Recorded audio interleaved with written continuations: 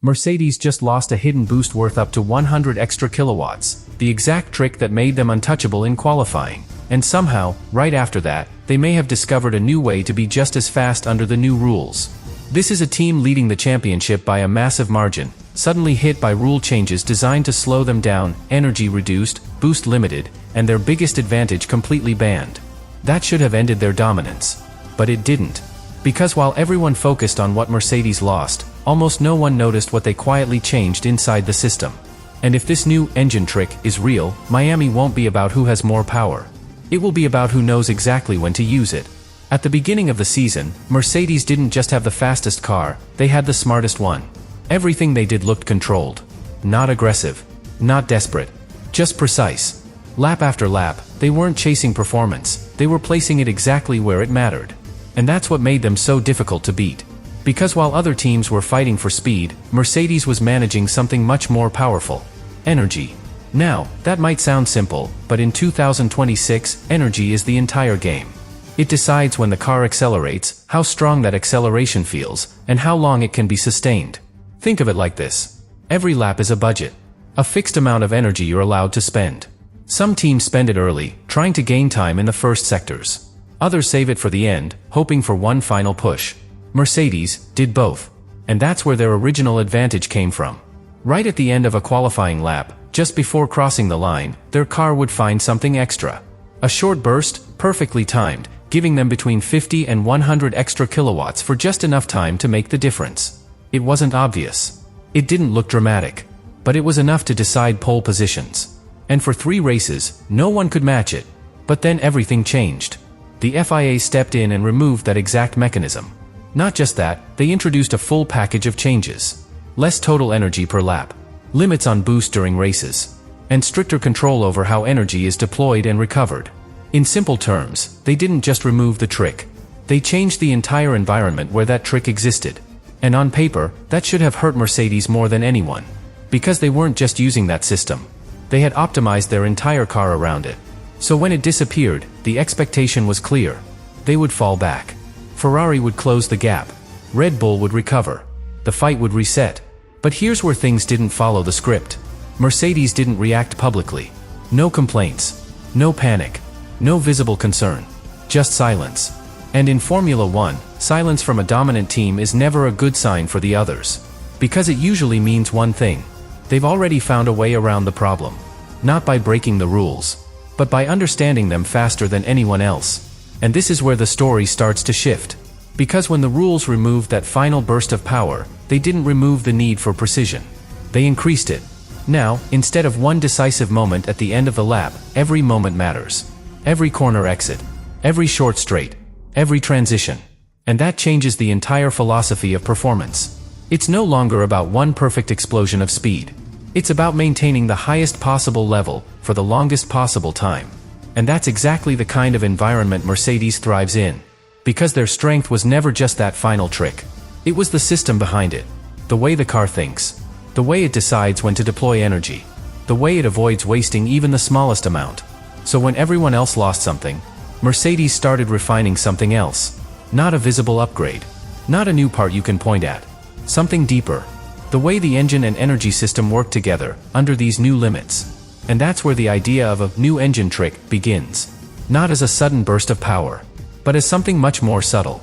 A continuous flow. A way to keep the car operating at its peak, without needing that final spike. And if they've managed to do that, then they didn't lose their advantage. They just changed its form. But here's where everything becomes much more dangerous, because once that final burst disappears, most teams don't know where to find lap time anymore. They were used to one moment. One explosion of power. One final push that could hide small mistakes made earlier in the lap. Now, that safety net is gone. And suddenly, every weakness is exposed. If your car hesitates on corner exit, you feel it. If your energy deployment is slightly off, you lose it instantly. If your system isn't perfectly synchronized, the lap falls apart. And this is where Mercedes starts to look different again. Because while others are trying to recover what they lost, Mercedes is rebuilding how performance flows across the entire lap. Not chasing peaks. Eliminating drops. Think of it like this. Before, the fastest car was the one that could jump the highest, even if it stumbled before. Now, the fastest car is the one that never stumbles at all. And that's a completely different challenge. Because it requires precision in every single phase. Corner entry, mid-corner balance, corner exit, energy recovery, energy deployment. All connected. All dependent on each other. And this is exactly where Mercedes has an advantage that's hard to measure. Their system doesn't just react to what the driver is doing. It predicts what's coming next. So instead of correcting mistakes, it avoids them. And that's where the new engine trick becomes real. Because it's not about adding power. It's about removing inefficiency. Small delays in acceleration. Tiny losses in energy transfer. Moments where the car isn't fully optimized. Individually, they're invisible. But together, they define the lap. Now connect that to Miami. A circuit built on rhythm. Short straights, constant braking, repeated acceleration zones. There's no long straight where raw power dominates everything. It's a sequence. One corner leading into the next. One mistake carrying into the next sector. And in that kind of track, flow is everything. A car that breaks its rhythm even once, pays the price for the rest of the lap. But a car that stays connected, gains time everywhere. Quietly. And this is where Mercedes could become even more dangerous than before. Because if they've managed to smooth out their entire energy cycle, if they've removed those tiny inefficiencies, then their car doesn't need a final burst anymore. It's already operating at a high level all the time. And that creates something very difficult to fight. Because other teams will still have moments where they look faster. A stronger straight. A better sector. A more aggressive push. But Mercedes might be faster overall. Not in one place. Everywhere. And that's the kind of advantage that doesn't show up instantly. It builds. Lap after lap. Until the gap appears, and no one understands exactly where it came from. But here's the tension. Because this kind of system demands perfection. If one part fails, the entire chain is affected. If energy is deployed slightly too early, the end of the lap suffers. If it's deployed too late, the opportunity is gone. There's no margin for error. And Miami won't make it easy. Heat, humidity, changing grip levels, even the possibility of rain. All of it affects how energy is delivered, especially under the new rules that control torque more strictly in low grip conditions. So now, Mercedes isn't just managing performance. They're managing uncertainty. Trying to keep that perfect flow in imperfect conditions. And that's where everything tightens. Because if they succeed, this new engine trick won't look like a trick at all. It will look like control. Smooth, consistent, almost effortless speed. But if they fail, if the rhythm breaks even once, then all that precision becomes a weakness. And someone else takes advantage. Which leads to the real question building underneath everything. Not who is faster, but who can stay in control when everything around them starts to fall apart. And this is where everything finally reaches its breaking point, because now it's no longer about building the best system. It's about surviving the moment when that system is pushed to its absolute limit.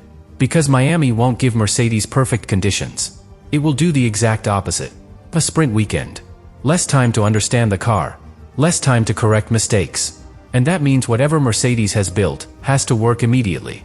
No adjustments. No second chances. Now think about what that really means. Their entire advantage is based on precision. Perfect timing of energy. Perfect flow through the lap. Perfect synchronization between driver and machine. But what happens when something unexpected appears? A safety car. A sudden drop in grip. A rival attacking aggressively from behind. That perfect rhythm gets broken. And this is where the risk becomes real. Because a system built on control is incredibly powerful, but also incredibly sensitive. One small disruption can throw everything off. Deploy energy too early while defending, and you're exposed later. Hold back too much, and you lose track position. There's no safe option.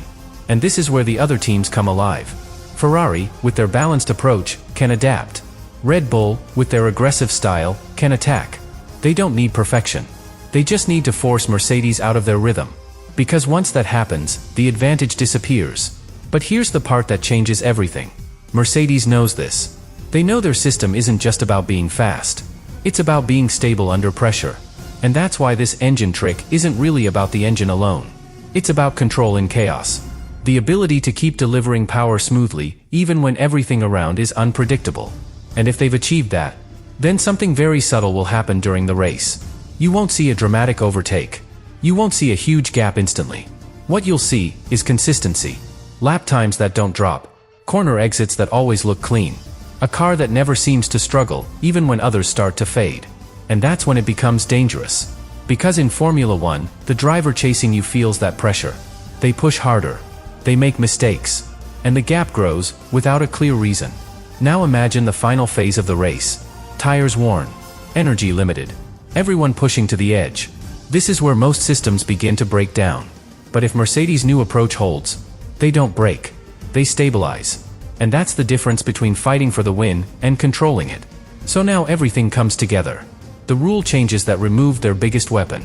The silent reaction from the team. The shift from explosive power to continuous control. It all leads to this moment. Because Miami isn't just testing speed. It's exposing understanding. Understanding of energy. Of timing. Of how to maintain performance when everything is working against you. And Mercedes might be the only team that fully solved that equation before arriving here. So when the race unfolds, don't just watch who leads. Watch who looks comfortable. Watch who looks calm when others start to struggle. Because that's where the real difference will appear. And that's where we find the final answer. Mercedes didn't replace their old trick. They evolved beyond it. They turned a single moment of advantage into something constant. Something harder to detect. And much harder to beat. So the real question isn't whether Mercedes found a new trick. It's this. Did they just redefine what an advantage looks like in this new era of Formula One?